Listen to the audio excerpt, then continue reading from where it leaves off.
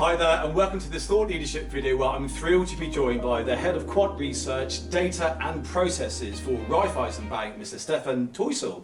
Stefan, thank you for your time. Hello, James. Let's get stuck in. I'm very intrigued and I'm curious to know, what do you think is going to be the best performing asset class over the next 12 months? So, interesting question. So what Gunther said before, we have in our regions rather high rates and yield levels. And what does this mean for local currency government bond prices is that prospectively they are declining.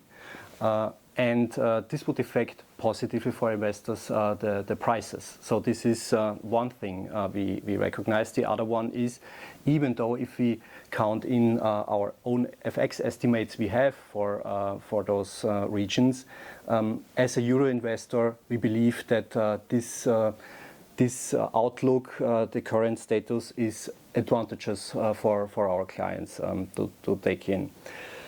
Going to the corporate space, here the interesting thing is the following. When we compare equities, for example, on the one hand, and credit on the other hand, we see that we would rather prefer more the credit side, especially when we look at volatility levels. So for equities, clearly a lot of market participants believe that it's good to be invested, not missing out an opportunity. There are good return expectations around for the next 12 months to come. Even our colleagues believe that it's a good asset class to invest to. However, if we look additionally on the volatility side, one sees that that for equities we are now in a different time. Volatility will stay high for longer, and hence we believe that with a lower volatility and also very attractive return prospects for credit, for example, European financials, high yield or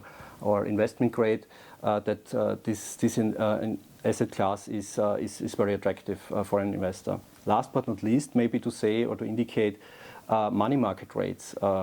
Great. So we have like 3.5% Eurozone, but going into our region, we see Hungary 15-16%, and so on and so forth. So this will also be around for some time still, and could be a stabilizing anchor for the investor in the portfolio. So this is how we would assess an optimal asset allocation going forward. Very interesting, Stefan. You've used the word stabilising anchor. Something which is also stabilising in the future is ESG and also sustainable finance. So what are you doing for your customers within the ESG and the sustainable finance space?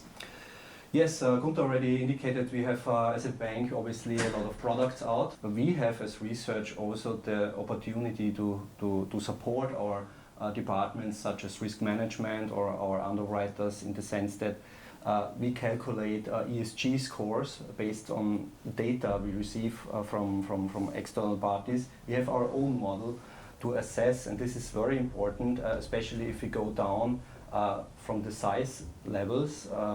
Let's say small to medium-sized companies we also have in our portfolio to serve. We see that there's some scarcity of data. I don't want to say that it makes us sleepless nights, because we have a model where we can incorporate external data and to really blend this data over, let's say, these small and medium-sized companies, so that they can really take this as a starting point, for example, for improvement, to really get greener, better in the sense of the dimensions ESG. And the other thing is, when speaking about models, is there's a lot of change going on in the financial industry, especially when looking at regulatory requirements banks but also corporates have to fulfill. And on the other hand, this data topic, data scarcity, so missing data, how do we cope with that? And what we found at Raiffeisen Research is that we really need to get people in to a forum, we call it, to discuss various methods which are around, which people are using. And we join forces here on the one hand, clearly with London Stock Exchange Group, Refinitiv, but also very important with our academic colleagues from Wirtschaftsuniversität Wien, for example. We have a cooperation going on now from 2021 onwards, and this year there will be the third ESG Data Analytics Forum, which we happily invite everybody who is interested in such topics to come over to Vienna at the 9th of November. So this is what we try to achieve. Wonderful. 9th of November, I hope I'll be in Vienna to attend that forum because it sounds very interesting. Just to touch base, you mentioned the data gaps maybe when you go a bit granular. Can you allude a bit more, because it does seem like that is a bit of a risk and a bit of a challenge when it comes to clean data, the gaps. So can you elaborate a little bit more, please, Stefan? Yeah, if you imagine large corporates, they have staff around, they need to do some sort of sustainability reporting. So here there's a high likelihood that we have properly prepared data around which we can use.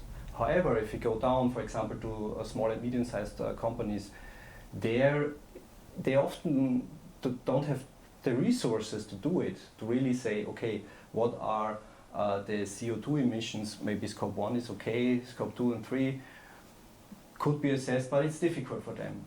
And hence, this is something we need to work on, and we, as said before, we offer such tools to make them at least have a guess on where they are standing, because it's really important. It will be even more important in the future.